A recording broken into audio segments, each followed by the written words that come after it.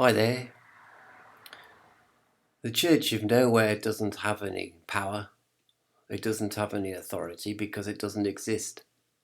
Even this YouTube channel is merely one person's opinion on the Church of Nowhere. But since the Church of Nowhere doesn't exist, they're hardly more than just his opinions on X, Y, Z, because there isn't a church, as I keep saying.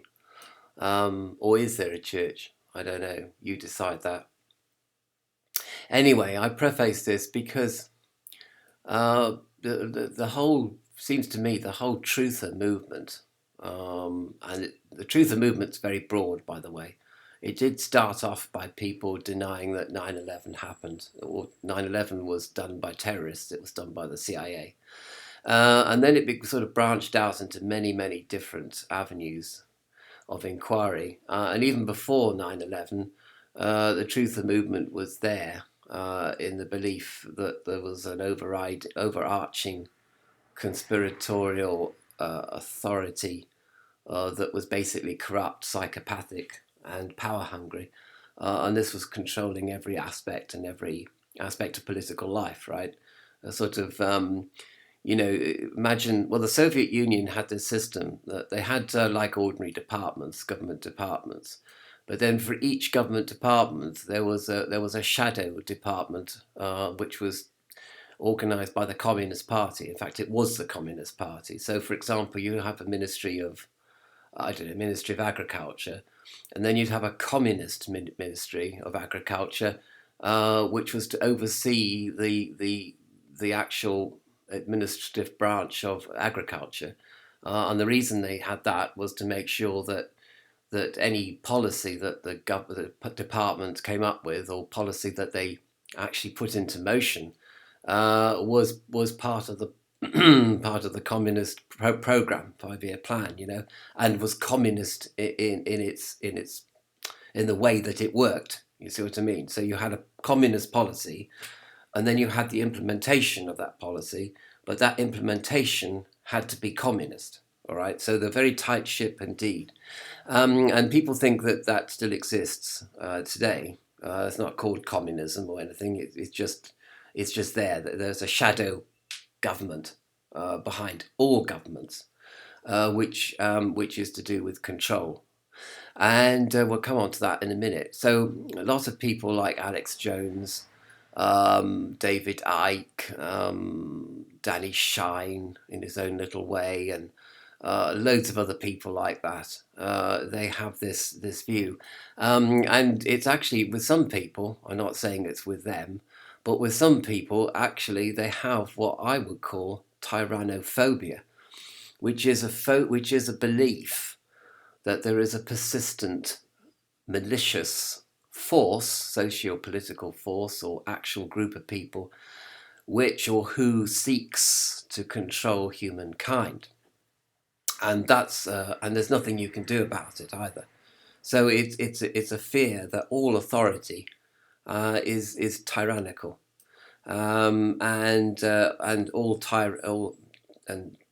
authority and tyranny are inseparable, basically. So there's no trust is possible there with authority. So you recognise that everything is authoritarian, and nothing can be trusted. Anyone who sort of sets themselves up to be in the security services or the police or social workers or welfare investigators or welfare administrators or bureaucrats of any kind, they are all tyrants. They all belong to authority, and authority is essentially corrupt, right to its core.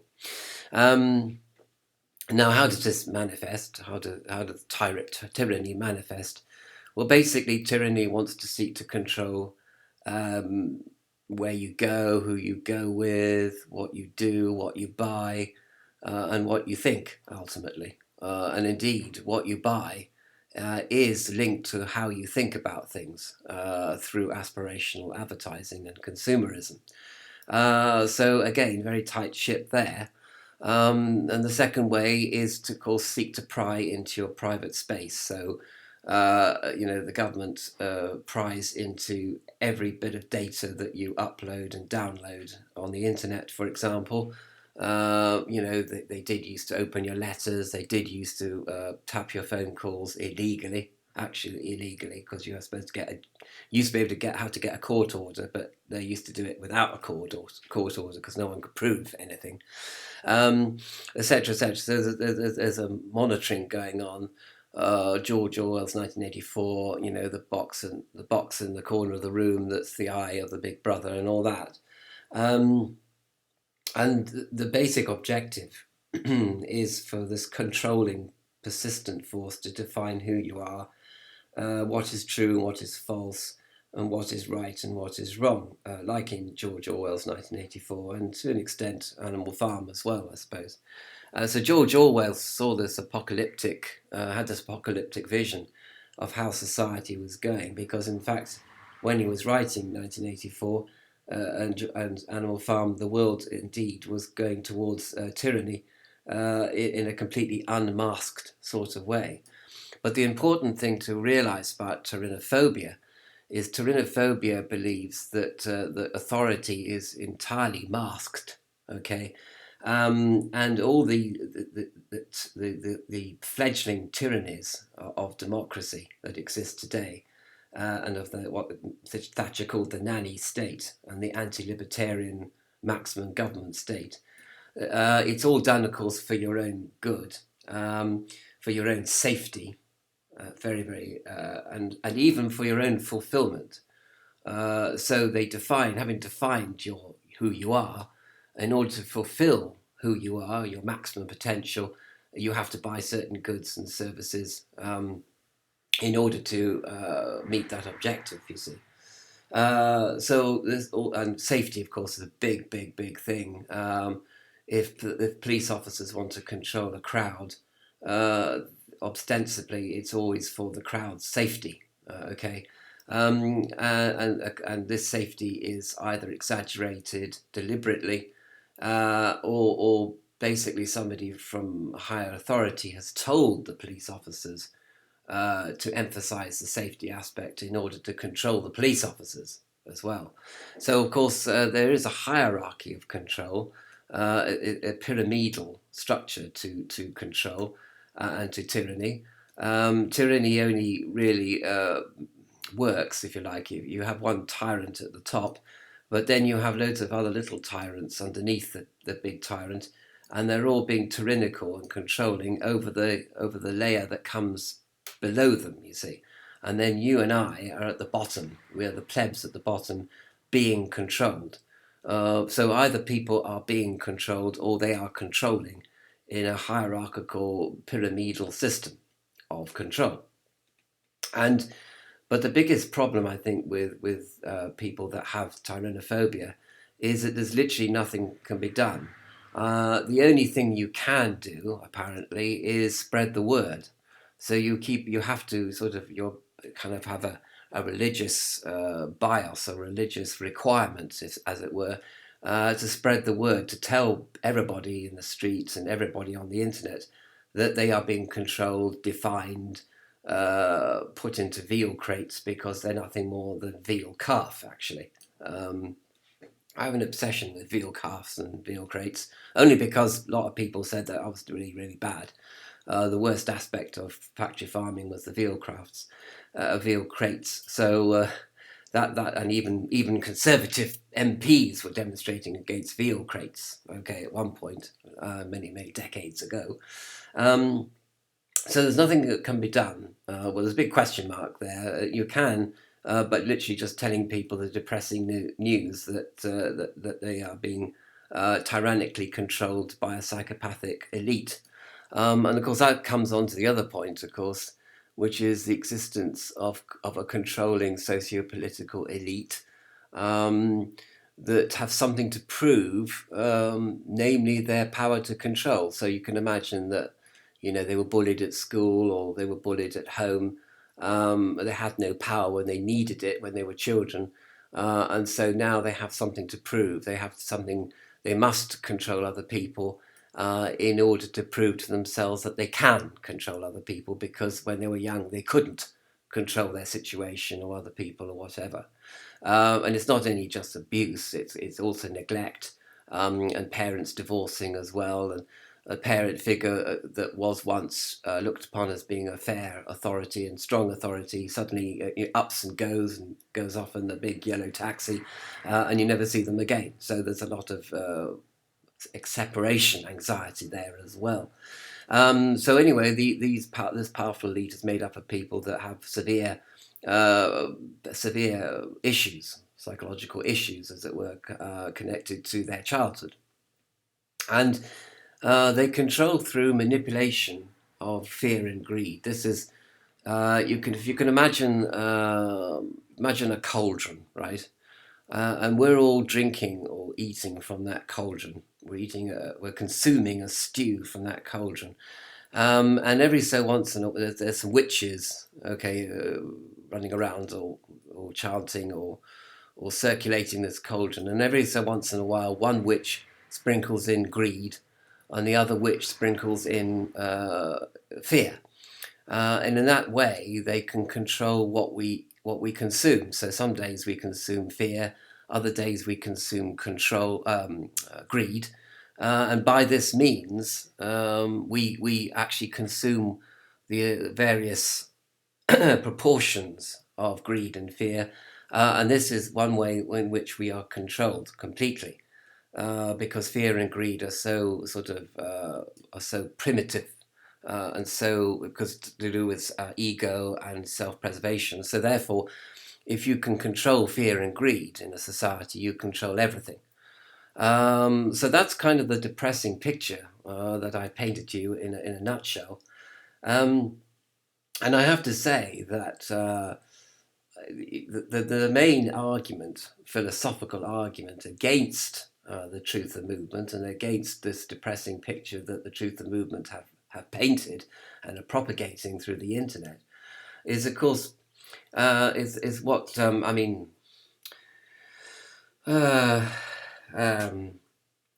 Reed. There's a very good lyric, one of Lou Reed's songs, when he says, "This here's a zoo and the keeper ain't you." But in actual fact, he didn't go far enough, because in fact there is no keeper.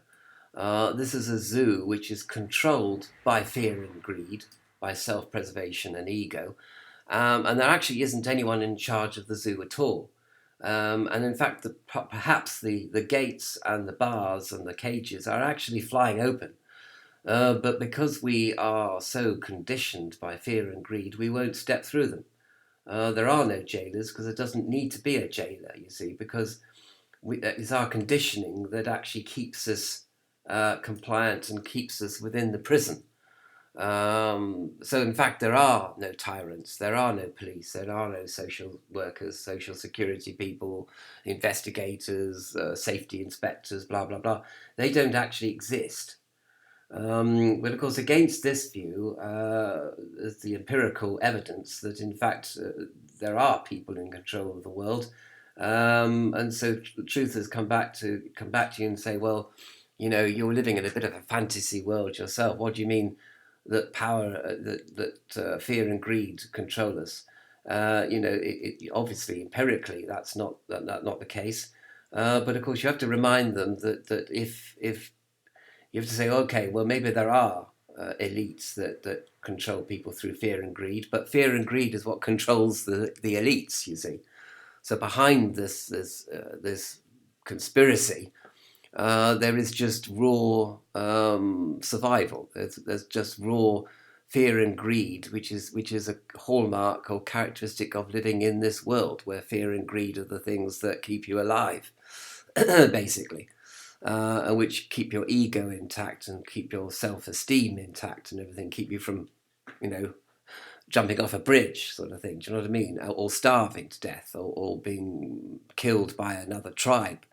So it's sort of primitive as that, really. So if fear and greed are just algorithms that control the software of the computer, which is just a piece of hardware containing software, and being controlled by machine code, and the machine code is based on fear and greed between 0 and 1, which obviously in terms of binary level programming is exactly what computers are. They're just zeros and ones. So if that is the case, then what can you do about it? Well, this is where the Church of Nowhere comes in with one of its pillars called meditation. Because if there is no freedom to be had without you, if there's no freedom in this world, if there's no freedom from fear and greed, which are actually controlling all these elites and controlling you, of course, and of course you would become one of the elites if you had a mind to, because controlling is what you want to do as well. Like it's a sort of natural thing to want to control, to want to prove that you're the leader, that you're the big boss, that you're the alpha male or alpha female, right? So in order to escape all of this, you have to meditate, and you have to find you have to find freedom within, because there is no freedom without.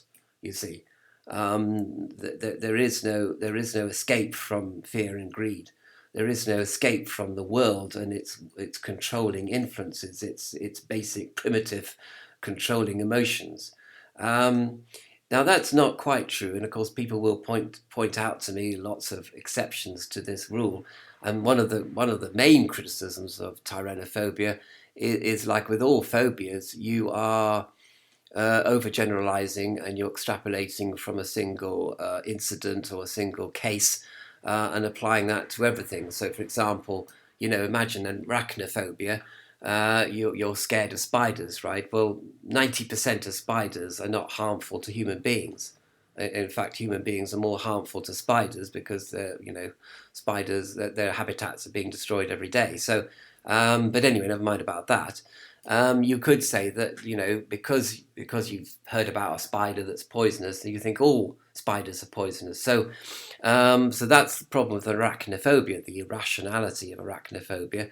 And it could be that tyrannophobia is an irrational fear, that all authority is controlling, that all authority is evil, and just wants to control you. It doesn't want to protect you. It doesn't want to fulfill you. It doesn't want to make you fulfill your potential. It merely wants to control you. It's merely malicious and evil. It's an evil force and not a good force. So a lot of you are going to say, well, I can prove to you many, many, many instances where authority really is on the side of the angels, and indeed could be the angels themselves, and you're just being a false accuser. You're just accusing all authority of being evil, because you don't want any authority, because you just simply want to do whatever you want, whatever you like, which is libertarianism gone mad, and so you would end up becoming psychopathic yourself, because there would be no checks and balances to your behavior or your attitudes or your fantasies, and you'd simply do anything that you wanted to do, which might be anything, literally anything. So often you find that people that have tyrannophobia are also tyrannophiles, which means lovers of tyranny. So so David Koresh, for example, he was a cult leader, and all his big thing was that there was an anti-Christian conspiracy liberal elite in the USA, which he called the Assyrians, and they were tyrants, and they were treating Christianity meanly, destroying Christianity from by legislating against it, literally because of the pro-choice abortion laws. And he saw that the Christian faith was under this tyranny of secularism and liberalism, and yet he became a tyrant himself. So you see, you flip over from tyrannophobia to tyrannophile. He became a lover of tyranny, and a lover of evil, even though he was fighting evil. So you have to be very careful. And the Church of Nowhere, it doesn't exist, obviously, but if it did exist, it would have to point out to people that tyrannophobia and tyrannophile,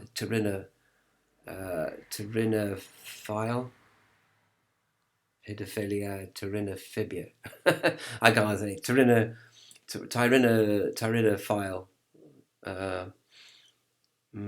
Tyranophobia and Tyranophobia go together. They're two sides of the same coin. So be very, very careful about that, and make sure that you don't flip over, and try to see authority in a balanced way, rather than a persistent, malicious force of evil in the world. It is malicious force, but it also isn't, which is a rather strange concept to leave you with.